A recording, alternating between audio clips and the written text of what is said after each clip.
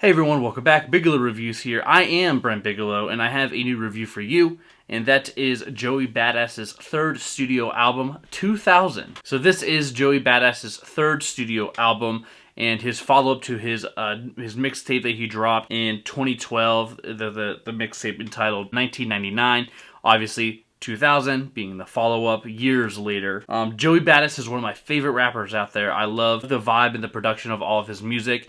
Super like jazz forward samples, and I just love that style of sound. Groups like A Tribe Called Quest, all of those artists from like that 90s R&B era and hip hop era. I love all that style of music, and I was excited once I heard that this album was coming out. It was kind of a shock drop for me. I didn't know it was coming, and boom, here it is in my lap. It was an awesome feeling to have. But from an overall perspective on this album, from beginning to end, it has that like Joey Badass traditional jazzy feel to it, but it also kind of has this like 2000s, late 90s P Diddy Bad Boys sound to it. It has this like braggadocious, super soulful, more so than jazzy feel. That whole messaging and that whole style of music is emphasized with the very first track on here featuring P. Diddy, which is kind of like a subtle way. He's not that great of a rapper. It's hard to tell that he's even in it, but the fact that his name's on here and he's in the track is a rather cool tip of the hat. And obviously the connections with Joey Badass being in New York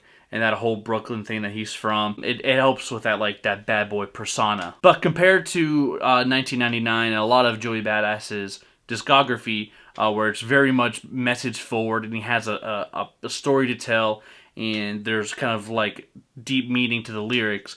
This album really doesn't have that much of that Joey Badass isms that you would expect from his previous work. Like I said, it has this bad boy image going on where it's a lot more braggadocious flows and just talking life and saying it how it is more so than trying to change the world. And considering that Joey Badass made 1999 when he was 17 years old, and then even America with the multiple Ks in it, is just to show kind of the growth that he's had at such a young age. It's nice to kind of see that he is being able to loosen up a little bit and talk about how good life has kind of been for him in the way that he does. But he does talk about a little bit of the life of being in the streets with the song called Head High, where he's talking about how kids that are growing up on the streets are dying from the streets, but those same kids that are dying on the streets are the ones that love it so much that they don't know that that's the way that's going to kill them. Like, they just don't know. It's almost like a fly going into a Venus flytrap. They just don't know that what they're going to be landing into is going to bring on their death. But again, Joey Badass on 2000, his pen is sharp, but it's a little on the dull side when it comes to telling his story that you would normally expect from him. That being said, some of these braggadocious flows that are on this album are pretty fantastic. There's some great songs on here and even better features in my opinion. A couple of my favorite songs on here is Brand New 911 featuring Westside Gunn, which I love Westside Gunn. Boom! I love Westside Gunn. He's fantastic. The Griselda kids, all those guys are they're so great. I love their music. Seeing his name on the track list got me giddy. But just the way that like the two of them are talking about life and just how things are so great for them. Just listening to it makes you feel as a listener way cooler than what you are. Just being honest, you just feel cooler listening to Brand New 911. You're just driving your car. It's just a great vibe, man. Joey Badass always can bring it. And then even on the track One of Us featuring Larry June, Larry June's feature on here is Hand in Glove. The track is gorgeous. The production is just stylish as hell. It feels like you're in a ballroom, man. It just has this glitz and glamour to it. And then Larry June, just how delicate his voice is and just kind of how he floats on the notes is awesome. It's just, again, you feel cooler listening to this song than what you really are. If you're about at a 6, you feel like an 11, man. It's awesome. But that track, it oozes P. Diddy and Bad Boys. It has it just has these elements that feels like that Maze era, and it just like Jada Kiss. It just has that tinge to it. I don't even know how to describe it. It just feels like late 90s, 2000s hip-hop and R&B smooshed together into a beautiful baby.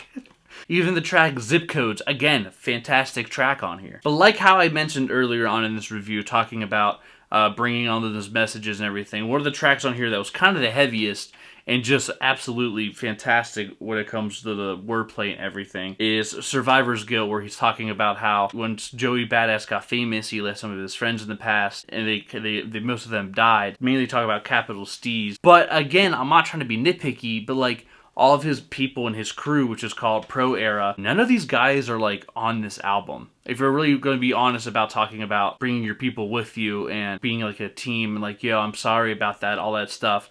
Like, where's Flatbush Zombies? Where's the Underachievers? Where are they at on this track list? None of these guys are even on here. And not even in the production. I was going through trying to double check. I didn't see anything. So it's like, well, you're going to say all this stuff, but like when you have the chance to kind of include them in your track list and on your project, where are they, man? Like, what's going on? I really enjoyed this album. I thought it was good. There's a lot of tracks on here I enjoyed. I could really just put it on and listen to it. But I would like to have a little bit more of a deeper messaging. And especially if you're going to be talking out of one side of your mouth, but then, like, not having your people on the album either.